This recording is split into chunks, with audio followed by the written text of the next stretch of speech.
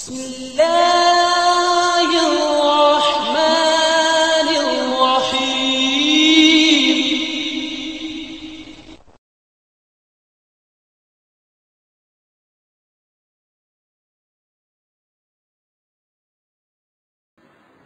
إذ قال الله يا عيسى إني متوفيك ورافعك إلي ومطهرك من الذين كفروا وجاعل الذين اتبعوك فوق الذين كفروا إلى يوم القيامة ثم إلي مرجئكم فأحكم بينكم فيما كنتم فيه تختلفون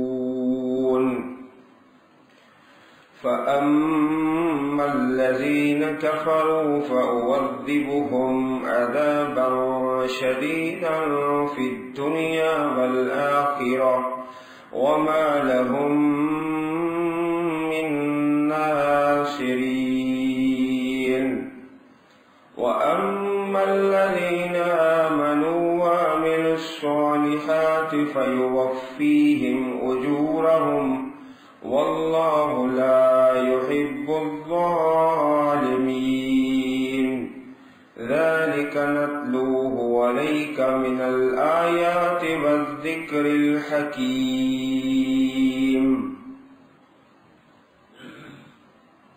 گزشتہ رکوع میں حضرت عیسیٰ علیہ السلام کی شان، آپ کی عظمت، مرتبہ اور عقیدے کے متعلق کہ آپ اللہ تعالیٰ کے بندے ہیں، اللہ تعالیٰ کے رسول ہیں، ساری باتیں تفصیل سے بیان ہوئی. وفد نجران آیا نبی اکرم صلی اللہ علیہ وسلم کے پاس. نجران ایک علاقہ ہے، وہاں نصارہ رہتے تھے، یمن اور مکہ مکرمہ کے درمیان میں. اس رکوع میں اللہ احکم الحاکمین نے ایک نہایت ہی اہم مسئلہ بیان فرمایا ہے. لوگوں نے مکر کیے کہ حضرت عیسیٰ علیہ السلام کو شہید کر دیا جائے. آپ جگہ جگہ دعوت، اللہ تعالیٰ کی بات لوگوں کو سنا رہے تھے. لوگ مخالف بھی تھے، خاص کر یہود. انہوں نے یہ طے کر لیا کہ آپ کو شہید کرنا ہے. اللہ پاک کے اپنے منصوبے ہیں اور تدبیریں ہیں. ایک شخص اس کو حضرت عیسیٰ علیہ السلام کی شکل میں اللہ پاک نے تبدیل کر دیا. اس کو انہوں نے سولی دے دی اور سمجھے یہ کہ ہم نے جناب عیسیٰ علیہ السلام کو شہید کر دیا.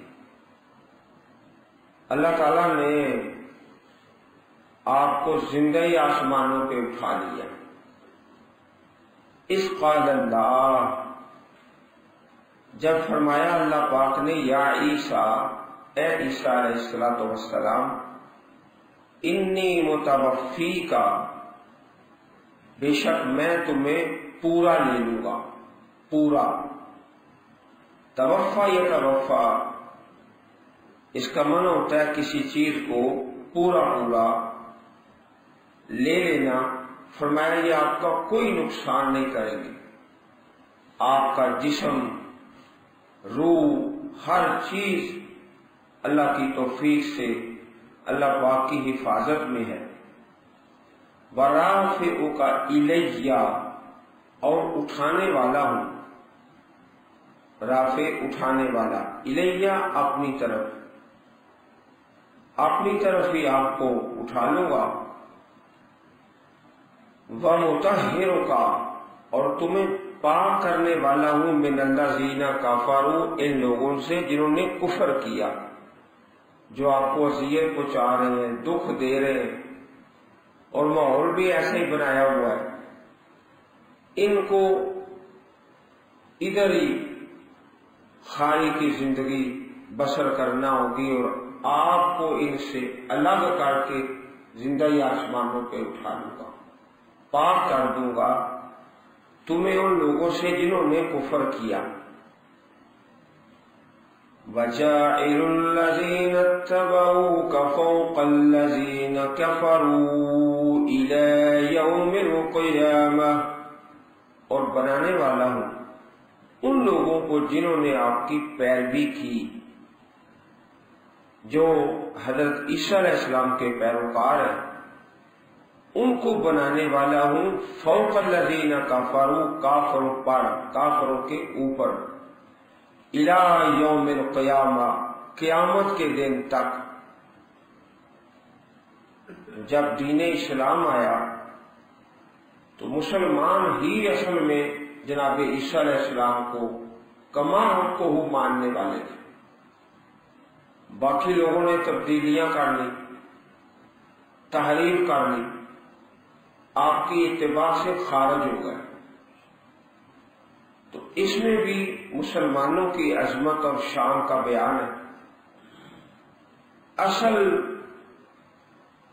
جناب عیسیٰ علیہ السلام کو ماننے والے مسلمان ہیں، ان کے بارے میں فرمایا کہ الی یوم القیامہ، قیامت کے دن تک ان کو عظمت عطا فرماؤں گا۔ ثم الی مرجعکم، پھر میری طرف ہی تمہارا لوٹنا ہے۔ فَأَحْكُمُ بَيْنَكُمْ فِيمَا كُنْتُمْ فِيهِ تَخْتَلِفُونَ، میں فیصلہ کر دوں گا اس بات میں جس میں تم اختلاف کرتے تھے۔ احادیث میں پورا ایک ذخیرہ موجود ہے،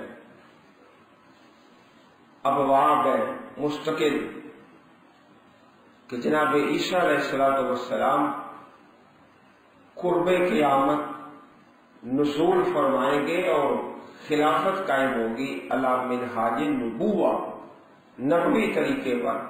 کیف انتم اذا نزل فیکم ابن مریم فیکسر الصلیب، آپ صلیب کو توڑ دیں گے، یہ جو صلیب کا نشان ہے اس کو توڑیں گے اور فرمائیں گے کہ یہ غلط ہے۔ وَيَقْتُلُ الْخِنْزِيرَ، اور خنزیر کو قتل کریں گے۔ قتل کرنے کا مقصد یہ ہوگا کہ یہ حرام ہے، جن لوگوں نے اس کو حلال سمجھا ہوا ہے ان کی تردید فرمائیں گے۔ اللہ پاک نے اس بات کو قرآن کریم میں بے بہا مقامات پر بیان فرمایا اور اسی طرح احادیث میں بھی۔ چنانچہ سورۃ النساء آیت نمبر 156، وَقَوْلِهِمْ إِنَّا قَتَلْنَا الْمَسِيحَ عِيسَى ابْنَ مَرْيَمَ رَسُولَ اللَّهِ وَمَا قَتَلُوهُ وَمَا صَلَبُوهُ وَلَكِنْ شُبِّهَ لَهُمْ، لوگوں نے کہا کہ ہم نے قتل کر دیا، شہید کر دیا جناب عیسیٰ بن مریم کو، اللہ کے رسول کو۔ وَمَا قَتَلُوهُ وَمَا صَلَبُوهُ، نہ انہوں نے آپ کو قتل کیا اور نہ سولی دیا، وَلَكِنْ شُبِّهَ لَهُمْ، لیکن ان کو شبہ میں ڈال دیا گیا، مشابہت ایک آدمی پر ڈال دی گئی، اس کو سولی دے دیا اور سمجھے یہ کہ ہم نے جناب عیسیٰ علیہ السلام کے ساتھ ایسا معاملہ کر دیا۔ اللہ جل شانہ اس بات کو بار بار بیان فرماتے ہیں کہ زندہ آسمانوں پہ اٹھا لیا۔ بل رفعہ اللہ الیہ وکان اللہ عزیزا حکیما، سورۃ النساء۔ اللہ پاک نے رفعہ اللہ، اٹھا لیا جناب عیسیٰ علیہ السلام کو اپنی طرف، اور اللہ تعالیٰ غالب ہیں اور حکمت والے ہیں۔ یہاں بھی سورۃ آل عمران میں اسی بات کا تذکرہ ہے، متوفی کا مرافع کا، تمہیں پورا پورا لینے والا ہوں اور اٹھانے والا ہوں اپنی طرف۔ فَأَمَّا الَّذِينَ كَفَرُوا، پس رہے وہ لوگ جنہوں نے کفر کیا، فَأُعَذِّبُهُمْ عَذَابًا شَدِيدًا، ان کو تو دردناک عذاب دوں گا، فی الدنیا والآخرہ، دنیا میں بھی اور آخرت میں بھی، وَمَا لَهُم مِّن نَاصِرِينَ، اور نہیں ان کے لیے کوئی مدد کرنے والا۔ وَأَمَّا الَّذِينَ آمَنُوا وَعَمِلُوا الصَّالِحَاتِ فَيُوَفِّيهِمْ أُجُورَهُمْ، پھر وہ لوگ جو ایمان لائے اور عمل صالح کیے، اللہ تعالیٰ ان کو پورا پورا دے گا ان کا اجر۔ وَاللَّهُ لَا يُحِبُّ الظَّالِمِينَ، اور اللہ تعالیٰ نہیں محبت کرتا ظلم کرنے والوں سے۔ ذَلِكَ نَتْلُوهُ عَلَيْكَ مِنَ الْآيَاتِ وَالذِّكْرِ الْحَكِيمِ، یہ ہم پڑھتے ہیں اس کو آپ پر آیات سے اور حکمت والی نصیحت سے۔ ظلم جو ہے بہت بری بات ہے، اور یہ کتنا بڑا ظلم ہے کہ عقیدے کے اندر تعریف کر دینا۔ اللہ پاک نے جس بات کو اپنی کتابوں میں بیان فرمایا اس کو تبدیل کرنا، یہ سب سے بڑا ظلم ہے۔ یہ بار بار قرآن پاک میں اس عقیدے کا تذکرہ کہ اللہ احکم الحاکمین نے جناب عیسیٰ علیہ السلام کو زندہ آسمانوں پہ اٹھا لیا۔ ان مثل عیسیٰ عند اللہ کمثل آدم خلقه من تراب ثم قال له کن فیکون، بے شک حضرت عیسیٰ علیہ السلام کی مثال عند اللہ، اللہ کے ہاں، کا مثل آدم، حضرت آدم کی مثال کی طرح ہے۔ اس آیت کریمہ میں بھی یہی بیان فرمایا کہ جناب عیسیٰ علیہ السلام الہ نہیں، ابن اللہ نہیں۔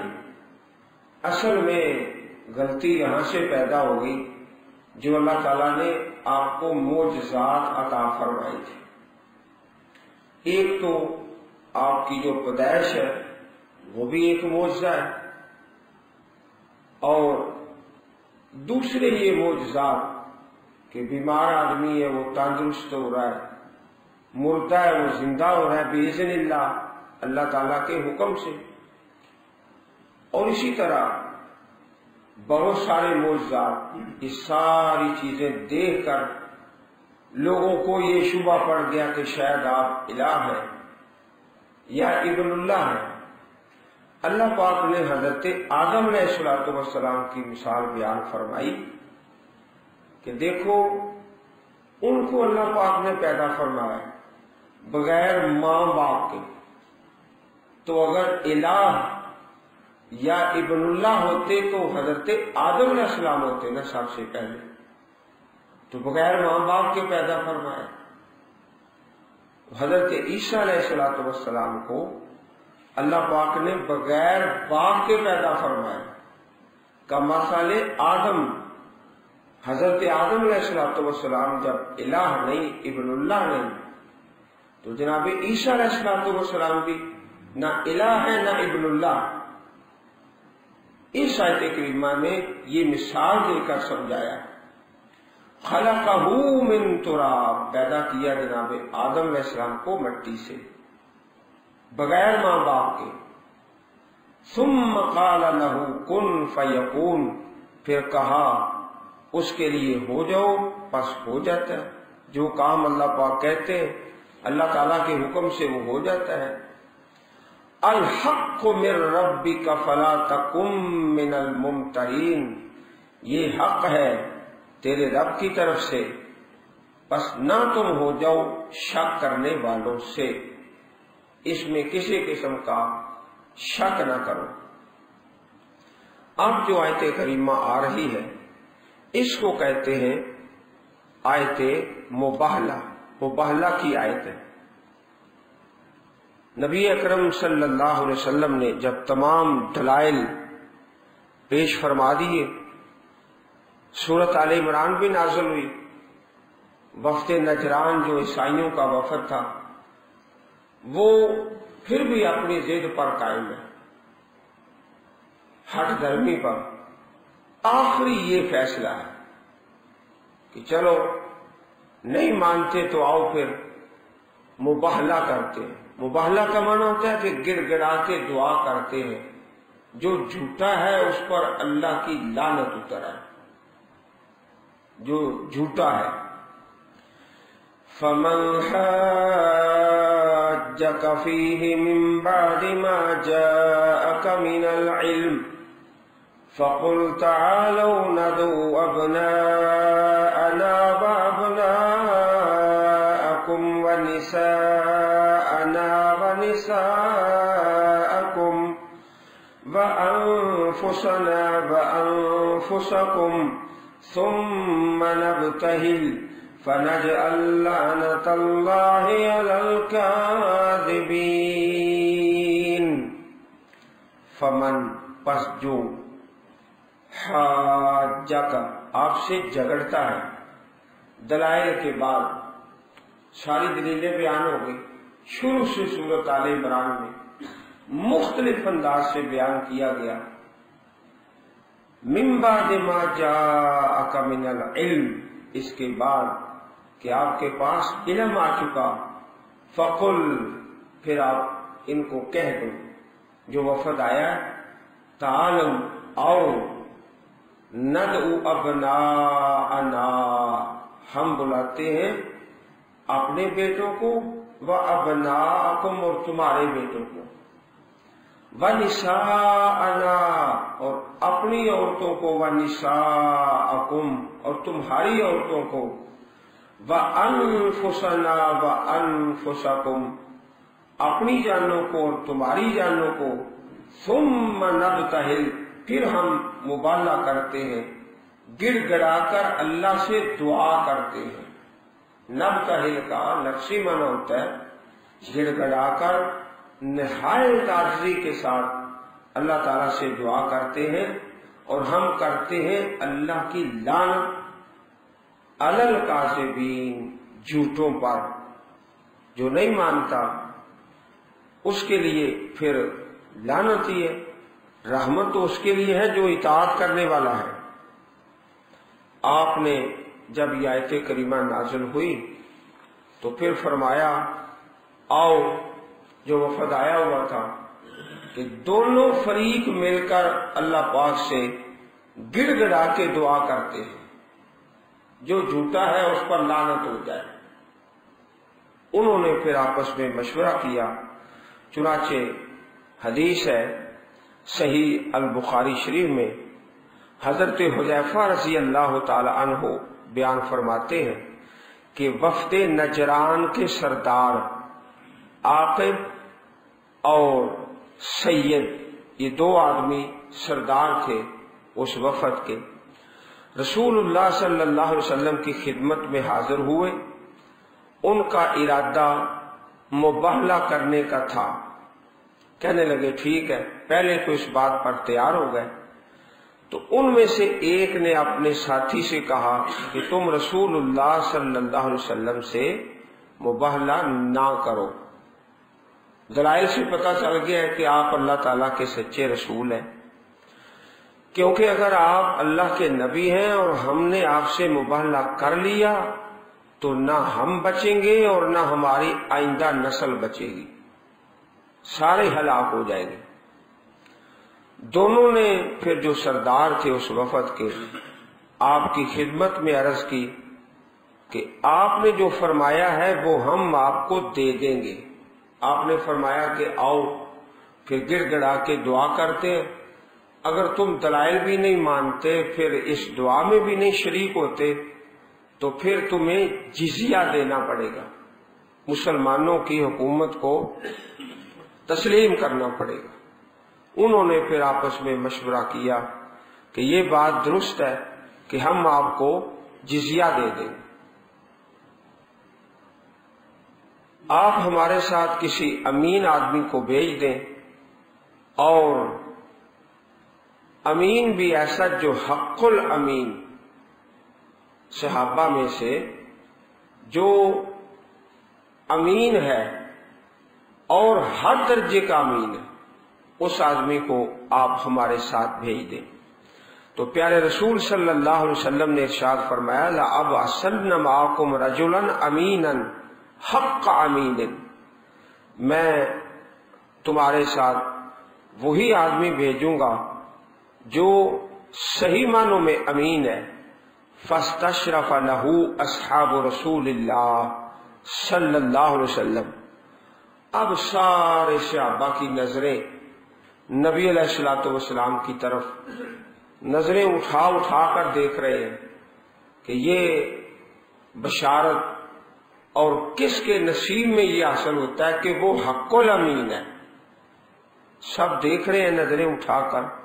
فقالا، تو نبی کریم صلی اللہ علیہ وسلم نے ارشاد فرمایا قم یا ابا عبیدہ بن الجراح، ابو عبیدہ بن جراح رضی اللہ تعالی عنہ، ان کا نام لے کر آپ نے کھڑا کیا۔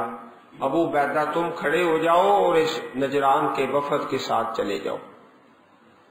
حضرت ابو عبیدہ رضی اللہ تعالی عنہ کا جو لقب ہے امین هذه الامہ، اس امت کے امین، یہ آپ کا لقب ہے۔ فلما قام، جب کھڑے ہوئے جناب ابو عبیدہ رضی اللہ تعالی عنہ، قال رسول اللہ صلی اللہ علیہ وسلم ھذا امین هذه الامہ، یہ اس امت کے امین ہیں۔ چنانچہ آپ کا لقب پڑ گیا امین الامہ، امت کے امین، حضرت ابو عبیدہ بن جراح رضی اللہ تعالی عنہ۔ یہ حدیث پاک صحیح البخاری کتاب المغازی باب و قصۃ اہل نجران، حدیث نمبر 4380، یہ فرمان نبی کریم صلی اللہ علیہ وسلم کا موجود ہے۔ اسی طرح حدیث نمبر 4382 صحیح بخاری شریف میں، جس حدیث کے راوی حضرت انس رضی اللہ تعالی عنہ، نبی کریم علیہ السلام نے فرمایا لکل امت امین و امین هذه الامہ ابو عبیدہ بن الجراح، ہر امت کا ایک امین ہوتا ہے، اس امت کے امین حضرت ابو عبیدہ ہے رضی اللہ تعالی عنہ۔ اور ایک دوسری حدیث پاک جس کے راوی حضرت عبداللہ بن عباس ہیں رضی اللہ تعالی عنہ، جو مسند احمد میں ہے، آپ نے ارشاد فرمایا لو خرج الذین یباہلون رسول اللہ صلی اللہ علیہ وسلم لرجعوا لا یجدون مالا ولا اہلا، اگر اس وفد والے نبی کریم سے یہ مبالغہ کر لیتے، گڑ گڑا کر دعا کرتے کہ آؤ جھوٹوں پر اللہ کی لعنت ہے، تو جب واپس پلٹتے تو ان کا سارے کا سارا مال بھی تباہ ہو جاتا اور بال بچے بھی تباہ ہو جاتے، کوئی چیز زندہ نہ بچتی۔ لرجعوا لا یجدون مالا ولا اہلا، ہر چیز سے ہاتھ دھو بیٹھتے۔ چنانچہ وہ وفد جو تھا جس کے آنے پر یہ سورت آل عمران نازل ہوئی، حضرت ابو عبیدہ رضی اللہ تعالی عنہ کو امین بنا کر جزیہ دینے کے لیے معاہدہ طے کر کے پھر واپس چلے گئے۔ فنجعل لعنۃ اللہ علی الکاذبین، ہم اللہ کی لعنت کرتے ہیں جھوٹوں پر۔ عزیز بھائیوں، یہاں ایک بات اچھی طرح سمجھ لیں، یہ جو جھوٹ ہے نا جو وفد نجران کے متعلق تھا، وہ عقیدے کا، رسالت اور نبوت کا۔ اگر ایک شخص دنیا کے معاملے میں، لین دین کے معاملے میں جھوٹ بول رہا ہے، اس کے متعلق یہ آیت کریمہ نہیں ہے۔ اچھی طرح سمجھ لو، دونوں کان کھول کر، جھوٹ بولنا کبیرہ گناہ ہے، جہنم کا راستہ ہے۔ جھوٹ بولنا مومن کی شان نہیں ہے، لیکن یہ آیت اس جھوٹ کے متعلق نہیں ہے۔ فَنَجْعَلْ لَعْنَتَ اللَّهِ عَلَى الْكَاذِبِينَ، ہر آیت کو وہی رکھنا ہے جہاں پر ہے۔ عام طور پر بعض اوقات ایسا ہوتا ہے کہ ایک آدمی سے کوئی غلطی ہو گئی تو کچھ لوگ نا وہ منافقوں والی آیتیں پڑھ کے اس آدمی پہ چسپاں کرنا شروع کر دیتے ہیں، حالانکہ ایسا ہوتا نہیں۔ تو یہ جو لعنت ہے ایسے جھوٹوں پر ہے جو عقیدے کے اندر جھوٹ بول رہے ہیں۔ لین دین کے معاملے میں جھوٹ بول رہا ہے تو وہ کبیرہ گناہ ہے، جہنم کا راستہ ہے، لیکن یہ آیت اس کے بارے میں نہیں۔ ایک اور مسئلہ عقیدے کا جو اس آیت کریمہ کے شان نزول میں ہے کہ نبی کریم صلی اللہ علیہ وسلم نے حضرت علی کو بلایا، حضرت فاطمہ رضی اللہ تعالی عنہا کو، حضرت حسن کو، حضرت حسین کو رضی اللہ عنہما، اور دعا کی اللہم ہؤلاء اہل بیتی، یا اللہ یہ میرے اہل بیت ہیں۔ اور آپ مبالغہ کرنے کے لیے تیار ہو گئے تو کچھ لوگ یہ سمجھتے ہیں کہ نبی کریم صلی اللہ علیہ وسلم کے گھر والے ازواج مطہرات وہ آپ کے اہل بیت میں شامل نہیں۔ یہ بات درست نہیں۔ اس آیت کریمہ میں یہ لفظ ہے وَنِسَاءَنَا وَنِسَاءَكُمْ، نساء جو ہے عورتیں، ازواج مطہرات، بیٹیوں پر نساء کا لفظ نہیں بولا جاتا، وہ بنات کا لفظ ہے۔ آپ کی ازواج مطہرات تو پہلے ہی اس شان میں شامل تھی، لفظ نساء کی وجہ سے۔ جو شامل نہ ہو سکے آپ نے ان کو بلایا اور دعا کی اللہم کے لفظ کے ساتھ، اور ان کو بھی شامل کر لیا۔ تو یہ دونوں قسم کے افراد، ازواج مطہرات اور جن کو آپ نے بلایا حضرت علی رضی اللہ تعالی عنہ، حضرت فاطمہ، حضرت حسن و حسین، وہ سب لوگ اس میں شامل ہو گئے۔ ان ھذا لہو القصص الحق، بے شک یہ بیان ہے حق، سچ، قصص بیان۔ وما من الہ الا اللہ، کوئی الہ نہیں مگر اللہ۔ جہاں سے سورۃ آل عمران شروع ہوئی تھی اس وقت سے لے کر اس آیت کریمہ تک یہی مسئلہ کہ الہ صرف ایک ہے۔ وَإِنَّ اللَّهَ لَهُوَ الْعَزِيزُ الْحَكِيمُ، اور بے شک اللہ تعالی بہت زیادہ غالب، بڑی حکمتوں کے مالک ہے۔ فَإِن تَوَلَّوْا فَإِنَّ اللَّهَ عَلِيمٌ بِالْمُفْسِدِينَ، پس اگر وہ پھر جائیں، وہ منہ موڑ لے، تولو یہ غائب کا صیغہ ہے، وہ منہ موڑ لے، قبول نہ کرے، فَإِنَّ اللَّهَ عَلِيمٌ بِالْمُفْسِدِينَ، تو بے شک اللہ تعالی جاننے والے ہیں فساد کرنے والوں کو۔ اب یہاں تک تو اس وفد نجران کے متعلق اللہ پاک نے سورۃ آل عمران کی آیات کریمات کو نازل فرمایا، اور اس سے اگلے رکوع میں پھر یہی دعوت ہے، آؤ تمام کے تمام ایک بات پر، ایک کلمہ پر اکٹھے ہو جائیں، صرف ایک اللہ کی عبادت کریں اور اللہ تعالیٰ کا کوئی شریک کھڑا نہ کرے۔ اللہ احکام الحاکمین ہم سب کو قرآن کریم پڑھنے اور سمجھنے اور اس کے مطابق عمل کرنے کی توفیق عطا فرمائے۔ بارک اللہ لی ولکم فی الآیات والذکر الحکیم۔ اللہم اجعل القرآن العظیم ربیع صدورنا ونور قلوبنا، آمین یا رب العالمین۔